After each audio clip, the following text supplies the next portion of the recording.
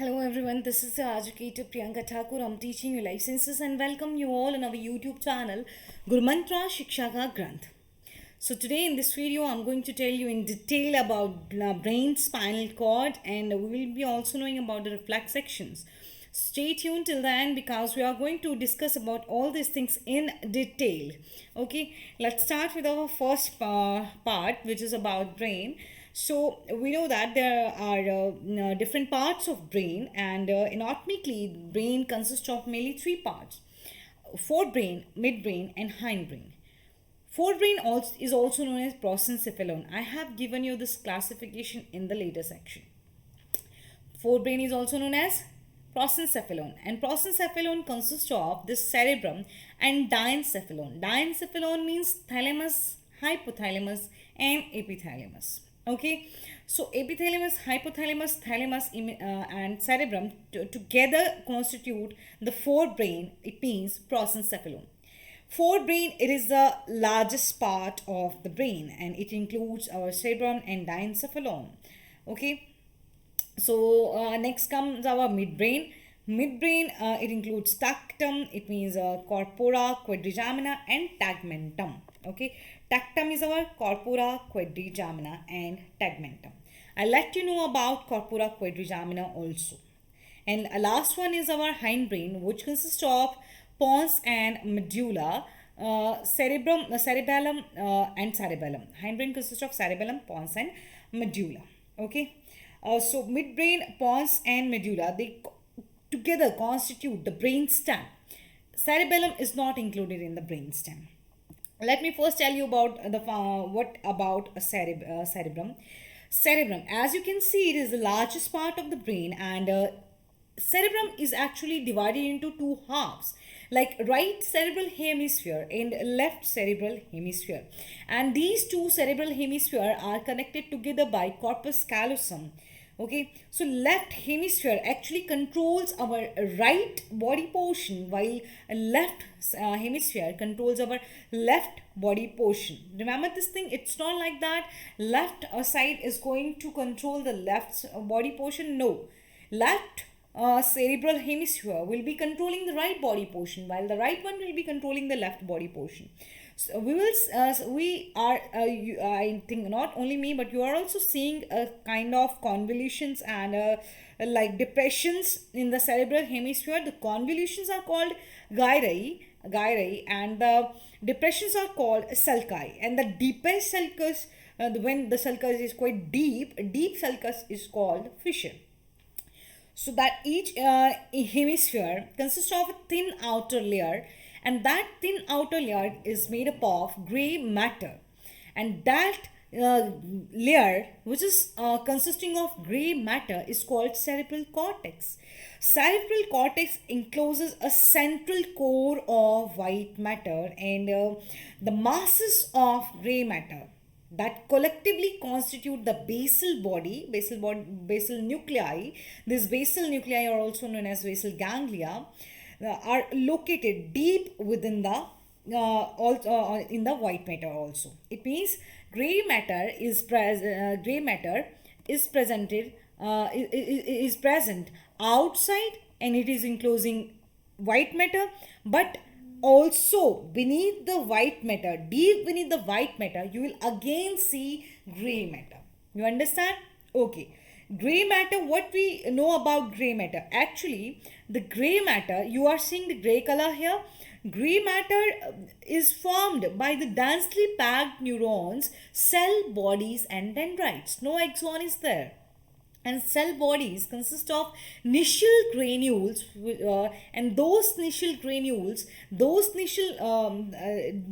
bodies, they impart the gray color to the gray matter, and that's why we call it gray matter. Whereas when we are saying white matter is formed of only axon. Okay, there is only axon. There are no nichal granules in the axon, so there is no white gray color in the axonal part. That's why when axon clusters are formed, they impart only white color. There is none other color because there are no nichal granules in the axon. So its white appearance is due to the presence of the myelin. Okay, so the fiber tract in the white matter transmits signal from one part of the brain of the cerebral cortex to another, or between the cortex and other regions of the central nervous system. Okay, so I hope this thing is clear to you now and you are not confused regarding this thing. Next comes your different lobes. Functionally, the cortex region of each hemisphere, it consists of four lobes, like you can see frontal lobe, parietal lobe, occipital lobe, and temporal lobe. Now, what about these frontal lobes? These are located in front of the brain. Yes, we know that these are located in front of the brain, and they perform three main functions. Like they are involved in the voluntary motor activities. Your speaking abilities is due to this frontal lobe, as well as the elaboration of your thought is also because of this frontal lobe. Then what is the function of parietal lobe? Most of the sensory, like you are feeling any touch, you're feeling pain, temperature. Okay, so all the receptors for this pain, touch are present in the parietal lobe. Then comes your temporal lobe. What is the function of this temporal lobe? Temporal lobe is present on each lateral side of your brain. Okay, temporal lobe, they process the memory. They process the memory of hearing. When you hear something and then you speak, so the process, this temporal lobe will process the memory and hearing information and speech and language functions. Clear? Okay, so you are clear about the function of frontal lobe as well as temporal lobe as well as parietal lobe. Again telling you the function of parietal lobe. As you can see, this parietal lobe is present in between the frontal lobe and occipital lobe. They will process the sensory information such as temperature, pain, taste and touch. In fact, along with processing this information, they also process information about numbers. Okay, so your occipital lobe is present on the back of the brain, and they receive the visual information. Clear? So which visual information is received by our occipital lobes. Clear about all these lobes? And if you're finding any kind of confusion, you can comment down in the comment section. Otherwise, you can text me on the Telegram for joining us on the Telegram. You can see the description and you will get the links to our different platforms there. Okay, so diencephalon, we will talk about now your prosencephalon. Okay, but before talking about this prosencephalon, let me show you this picture again.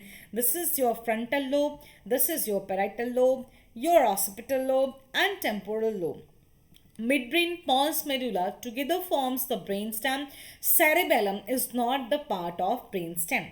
You can see in cerebellum, this white, like the light lines, these are the white matter and the darker one are the gray matter, and they are forming a tree-like structure which is also known as arbor vitae. Okay.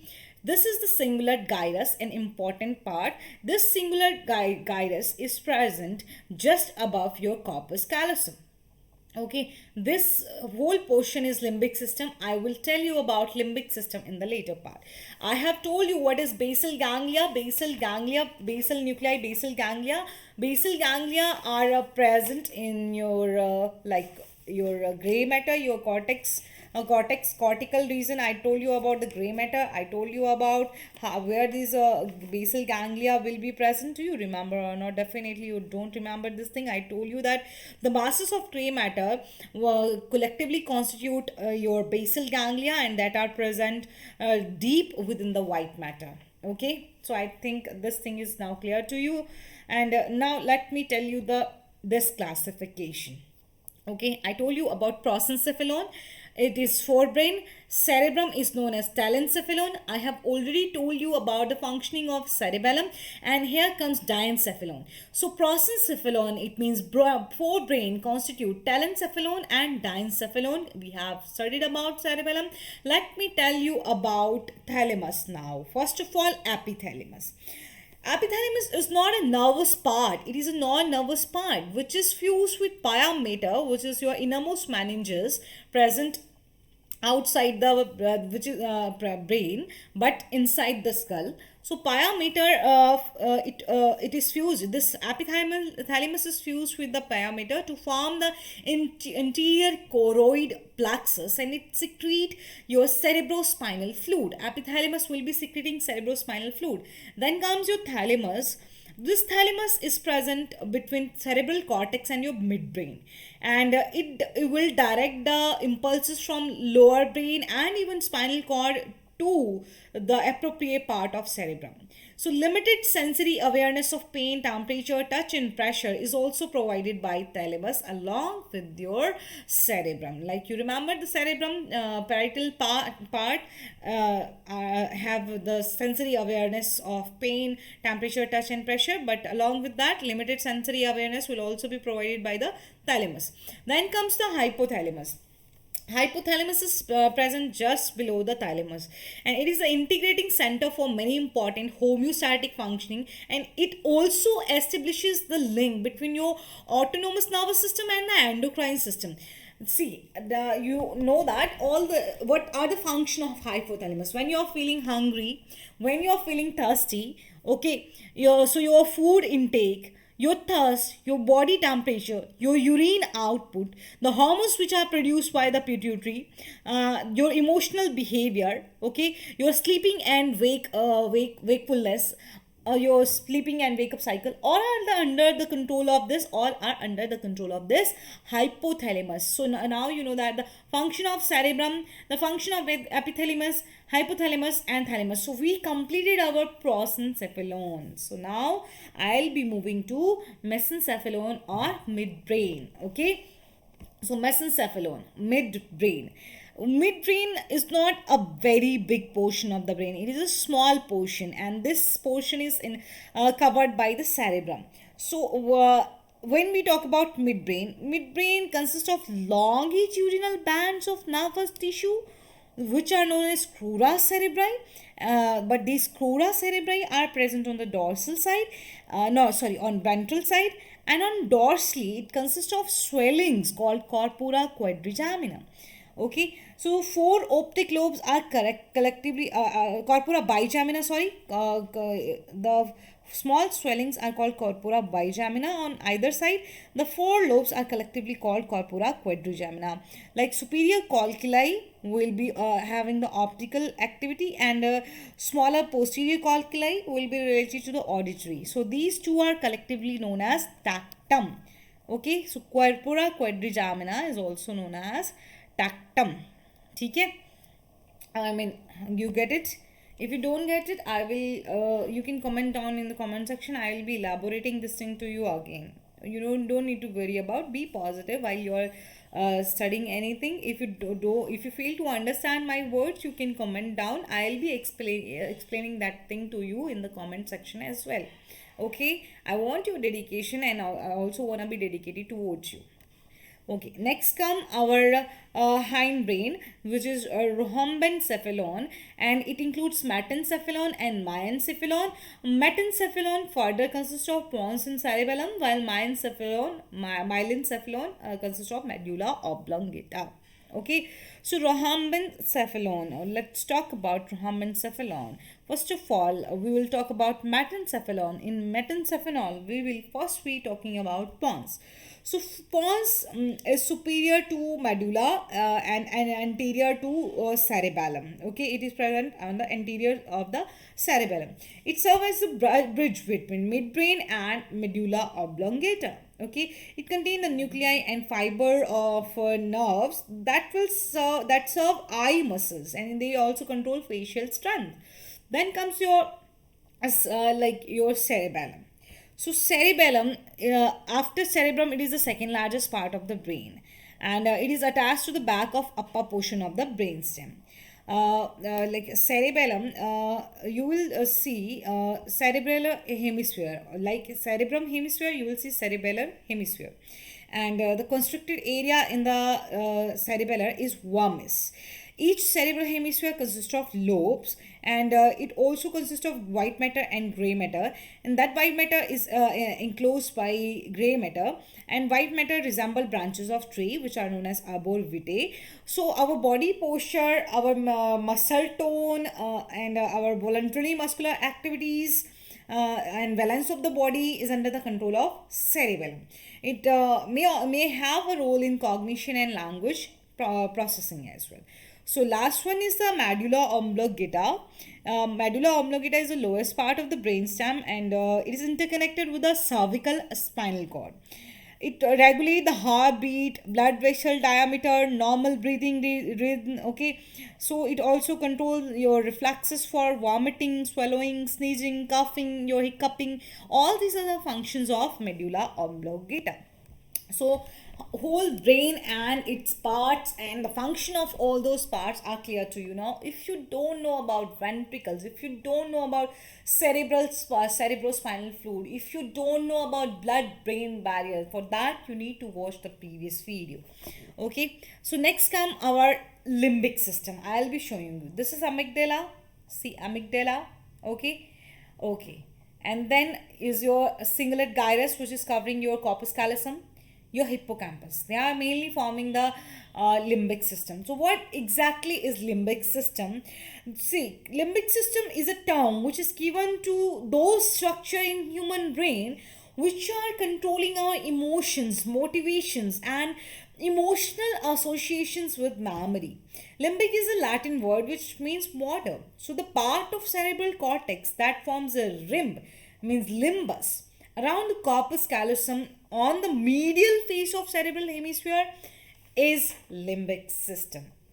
Okay, so what are the prominent component of this limbic system? The prominent component of this limbic system are your amygdala, like your hippocampus, and your cingulate gyrus.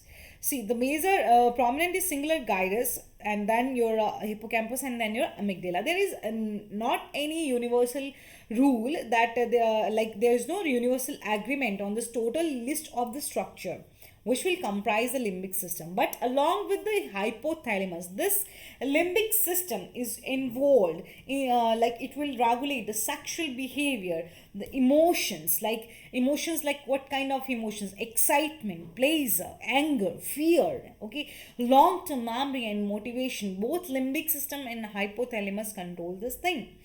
Limbic system, also known as your emotional brain, because it plays a primary role in the range of emotions which will include your pain, your affection, the fear, and the anger. Okay, so that's all about brain, and we are covering your central nervous system. And in central nervous system, we know everything about brain now. Okay, now let me tell you about spinal cord. Okay, spinal cord. What exactly is spinal cord? Spinal cord will extend from the base of the brain through a very large opening, not that much large, but through a opening which is present in the skull and is known as foramen magnum, and into the vertebral column by the opening in the vertebrae. Paired spinal nerve will emerge from the space present in between the vertebral column. You can see here. So there are total 31 pairs of spinal nerves, and these spinal nerves are named according to the region of the vertebral column from which they emerge. Okay, so there are 8 pairs of cervical nerves. You can see C1 to C8.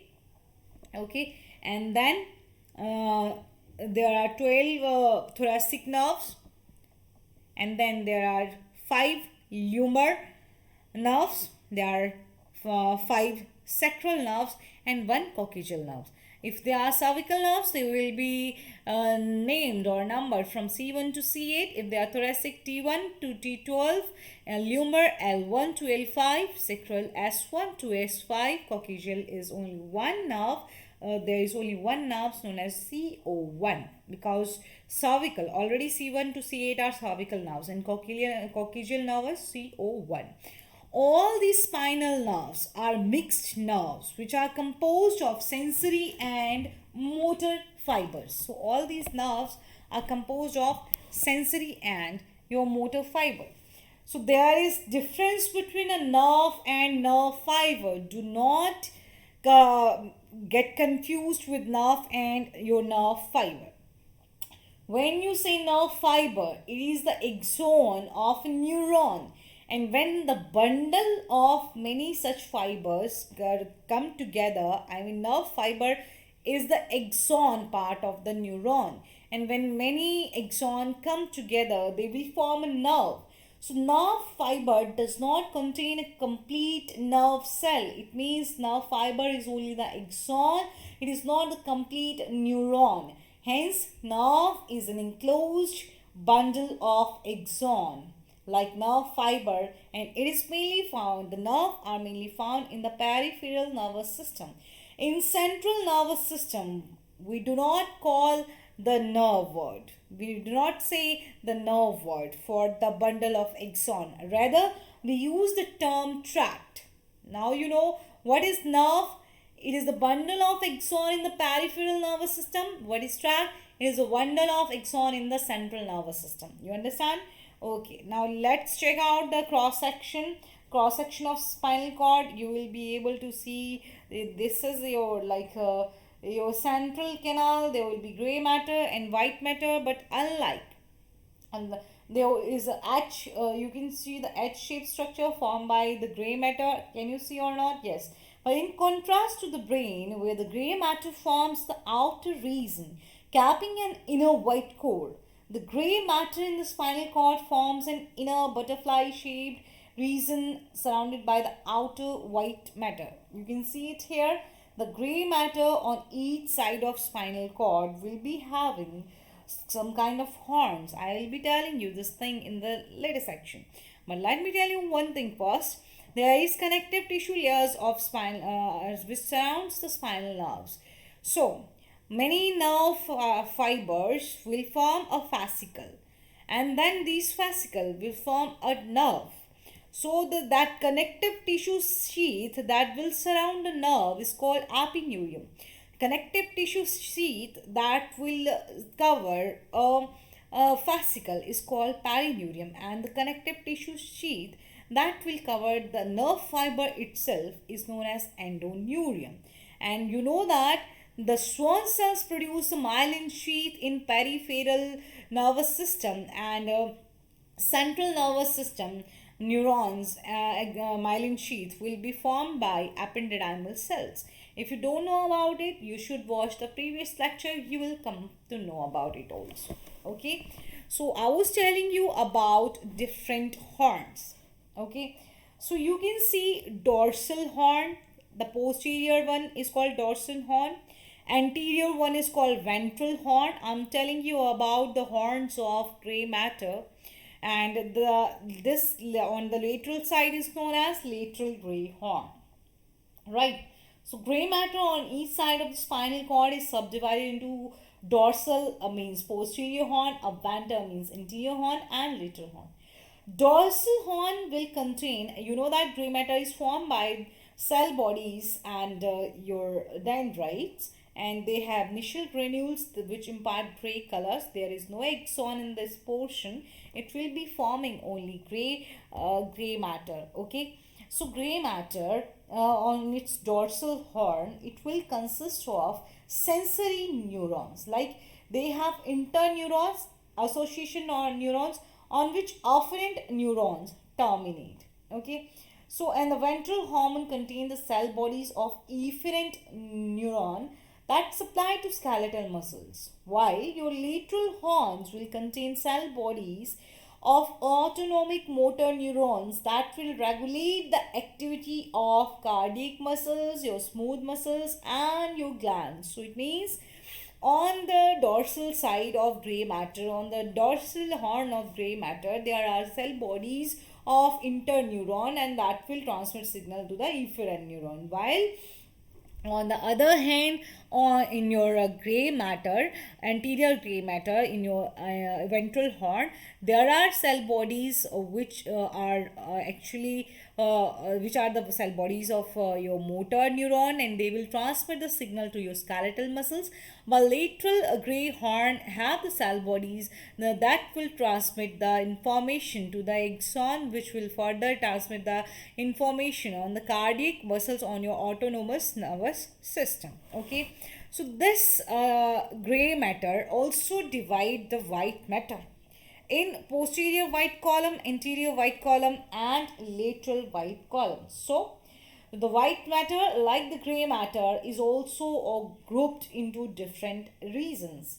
The anterior and posterior gray horns divide the white matter on each side into three broad areas, which are known as columns: anterior white column, posterior white column, and lateral white column. Each column in turn will contain a distinct bundle of axons having common origin or means destination, and they will carry the similar information. These bundles, they will extend long distances up or down the spinal cord, and they are known as tracts. Okay, these are known as the bundles which may extend long distances up or down the spinal cord. These are known as called as tracts. When we call tract, mainly the axon clusters which are found in the brain are called as your tracts. The bundle tracts which are found in central nervous system are known as tracts, but in peripheral nervous system they are known as nerves. The white matter will contain ascending tracts that will take information to the brain, and descending tracts will transmit the information from the brain from the brain to other parts. Okay, so because the tract cross just after they enter and exit the brain, the left side of brain control the right side of the brain, and the right side of the brain control the left side of the brain. Okay, you understand, because tracts are going to cross. So this will be right will be controlling the left part, and left will be controlling the right part of the brain. Right, you understand everything about your spinal cord, or having any confusion? So you know that spinal nerves, you can see the dorsal root here. So spinal nerves will be connected to each side of the spinal cord like by dorsal root if they are coming on your posterior, your dorsal horn, and a ventral root if they are coming on your ventral horn. Okay, this is the ventral horn. Okay, and the cell bodies of the afferent neuron are clustered in the dorsal root ganglion. Cell bodies of the afferent neurons, okay, sensory neurons, they are clustered together in dorsal root ganglion, and cell bodies of the efferent neuron originate in the gray matter, and the efferent fiber carrying outgoing signal to muscles and gland exit through the ventral root. Okay, so a cluster of densely packed cell bodies of neuron within the central nervous system is called a nucleus. Okay, whereas the cluster of densely packed cell bodies outside the central nerve system is called a ganglion. When we say the central nervous cell bodies that form the like axon, which form the cluster in central nervous system, are known as tracts, and the cell bodies, if they are clustered together, they are known as ganglion. So I hope these things are clear to you now about your spinal cord. So spinal cord, it actually provides the means of communication between our brain and our peripheral nerves.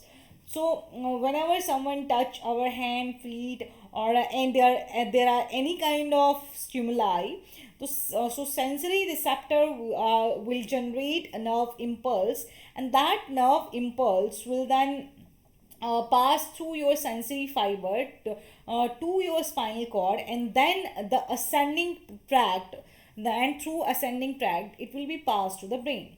So when we voluntarily are moving our limbs, the motor impulses are originated in the brain. Those impulses are passed down to descending tract to the spinal cord, and then out to our muscles by the way of motor fibers.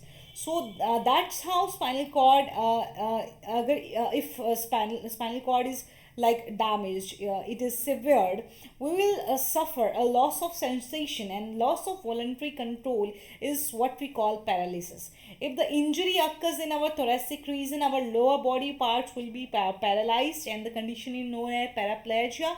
If this injury occurs in the neck region, our forelimbs will be paralyzed, and the condition is called quadriplegia. I hope this thing is clear to you now. And this again, this is the picture that is showing you your lateral horn, dorsal horn, ventral horn. Okay, I hope this thing is very clear to you now. This is the central canal. Okay, now this is the last topic of our today's video, which is about reflex action. What exactly is reflex action? So spinal cord, it is the center of thousands of reflex actions, reflex arcs actually. What exactly is a reflex? So with the action that you do without any conscious effort is called as reflex. And the activity of brain, like the neural pathway through which this activity is accomplished, is known as reflex arc. So reflex arc forms the functional unit of our nervous system, and it will consist of sensory receptor, afferent or sensory neurons.